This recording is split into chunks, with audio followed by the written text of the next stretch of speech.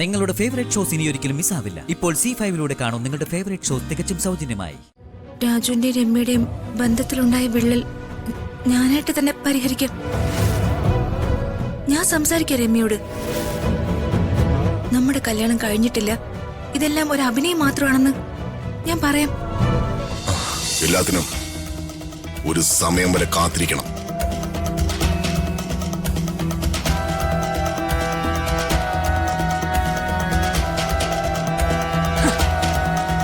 ഇത്രയും നാളും കാത്തിരുന്നിട്ട് കത്താത്ത അടുപ്പ് ഇപ്പോഴാ കത്തി തുടങ്ങിയത്. ദീപകേ, ഇനി നീ നോക്കിക്കോ. ഈ കാണുന്ന സ്വത്തിന് മുഴുവനും അധിപതിയായി ഞാൻ നിന്നെ വാഴിക്കും. പ്രതാപൻ ഞാൻ വരയ്ക്കുന്ന വഴിയെ നടക്കും. മാറി ചിന്തിക്കാൻ അവിടെ ഒരു രാജ്യവും കാണില്ല.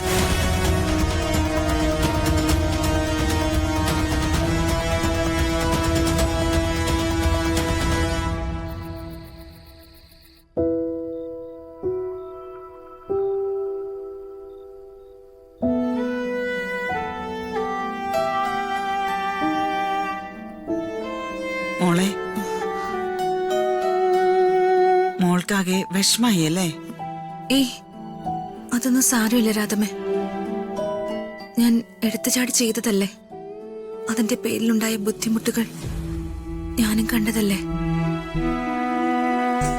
വിചാരിക്കാത്തതൊക്കെ സംഭവിക്കുമ്പോ എല്ലാവർക്കും വിഷമാകും.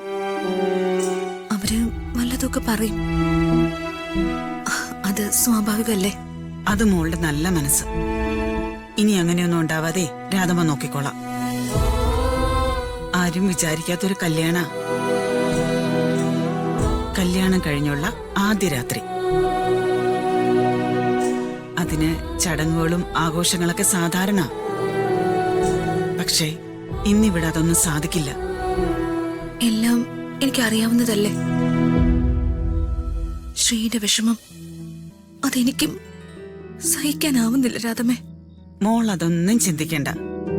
ദേ, പുതിയൊരു ജീവിതം തുടങ്ങാ. അത് സന്തോഷത്തോടെ തന്നെ ആരംഭിക്കണം. ഈ മനപ്രയാസമൊക്കെ മാറ്റിവെച്ച് മോള് സമാധാനായിട്ടിരിക്കണം. ആ രാജുവിന്റെ മുറിയൊക്കെ വൃത്തിയാക്കി പുതിയ വിരിയൊക്കെ വിരിച്ച് കിടക്ക ഒരുക്കിയിട്ടുണ്ട്. മോള് മുറിയിലേക്ക് ചെല്ല. ആ രാവിലെ തൊട്ട് ഒരേ വേഷത്തിലിരിക്കല്ലേ മോള്. കല്യാണം കഴിഞ്ഞു വരുന്ന പെൺകുട്ടികൾക്ക് രണ്ടാം കോടി എന്ന് പറഞ്ഞ് പുതുപുത്തൻ ഡ്രസ്സാ മാറാൻ കൊടുക്കേണ്ടത്. പക്ഷേ ഇവിടെ ഒന്നും കരുതിയിട്ടില്ല മോളെ. പുതിയൊരു ഡ്രസ്സ് തരാൻ പോലും ഇവിടെയില്ല. ഇത് ശ്രീയുടെ ഒരു ജോഡി ഡ്രസ്സാ. മോളെ ഇതൊക്കെ മാറ്റി കുളിച്ച് ഫ്രഷ് ആവ്. ഞാനിതിവിടെ വെച്ചേക്കട്ടെ?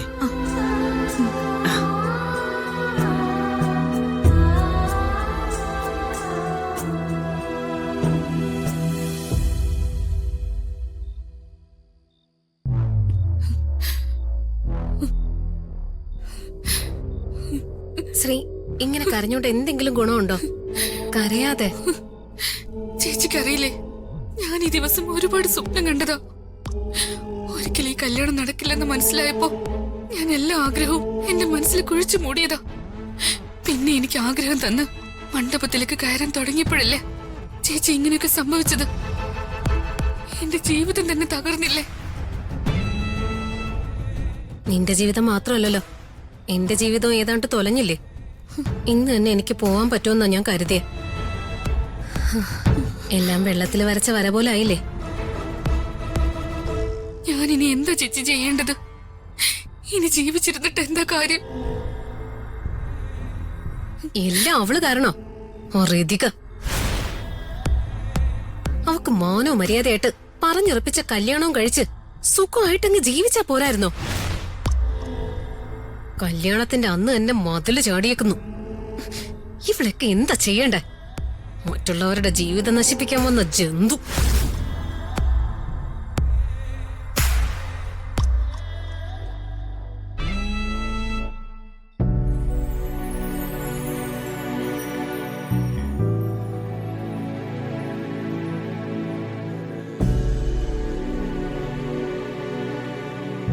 ഞാൻ ഇനി എന്താ ചേച്ചി ചെയ്യേണ്ടത്? ഇനി ജീവിച്ചിരുന്നിട്ട് എന്താ കാര്യം? എല്ലാം അവള് കാരണോ റിതിക.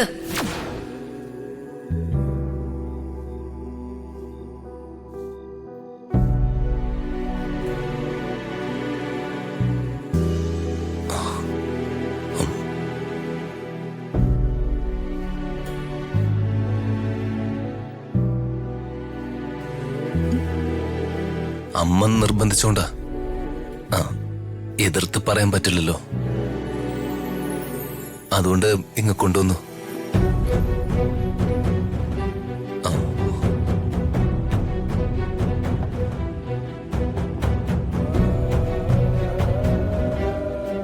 ഈ പാല് മാഡം കുടിച്ചോളൂ.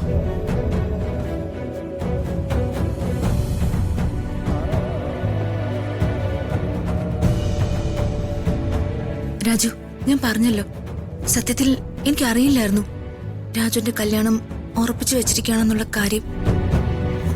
രാജുവിന് രമ്യ ഇഷ്ടായിരുന്നല്ലേ? അതിനിടയിലേക്ക് ഞാനൊരു ശല്യമായിട്ട് ഇവിടേക്ക് കയറി വന്നത്. ഞാൻ രമ്യയോട് സംസാരിക്കാം. ഞാൻ കാരണം രാജുവിന്റെയും രമ്യയുടെയും ബന്ധത്തിലുണ്ടായ വിള്ളൽ ഞാനായിട്ട് തന്നെ പരിഹരിക്കാം. ഞാൻ സംസാരിക്കാം രമ്യയോട്. നമ്മുടെ കല്യാണം കഴിഞ്ഞിട്ടില്ല, ഇതെല്ലാം ഒരു അഭിനയം മാത്രമാണെന്ന് ഞാൻ പറയാം. അതൊന്നും വേണ്ട മാഡം. ഞങ്ങൾ തമ്മില് അങ്ങനെ ഒരു ബന്ധവുമില്ല. എന്റെ മനസ്സില് പ്രണയം, കല്യാണം അങ്ങനെയുള്ള ഒരു ചിന്തയുമില്ല. കുറെ കാര്യങ്ങള് ചെയ്തു തീർക്കാനുണ്ടായിരുന്നു. ഇതിപ്പോ ഇങ്ങനൊരു കല്യാണത്തിന് സമ്മതിച്ചത് വേറൊന്നും കൊണ്ടല്ല. ഞാൻ പറഞ്ഞല്ലോ, ശ്രീയുടെ കല്യാണം നടക്കണം. അത് മാത്രമായിരുന്നു ഞാൻ എന്റെ കല്യാണത്തിന് സമ്മതിച്ചതിന്റെ കാരണം. അത് നടക്കാതിരുന്നത് എന്തായാലും നന്നായെന്നാ കരുതുന്നേ. അല്ല രാജു, രമ്യ ശരിക്കും രാജുവിനെ സ്നേഹിച്ചതല്ലേ? അവൾക്കും ഒരു മനസ്സില്ലേ? ഈ കല്യാണത്തിന് അവളും അത്രയ്ക്ക് ആഗ്രഹിച്ചിട്ടുണ്ടാവില്ലേ? മാഡം, അതിനെക്കുറിച്ച് നമ്മളിപ്പോ സംസാരിക്കാതിരിക്കുന്നതാണ് നല്ലത്. ശരിയേത് തെറ്റേത് എന്ന് കീറി മുറിച്ച് പരിശോധിച്ചിട്ട് ഇപ്പൊ പ്രത്യേകിച്ച് ഗുണമൊന്നും കിട്ടാനില്ല.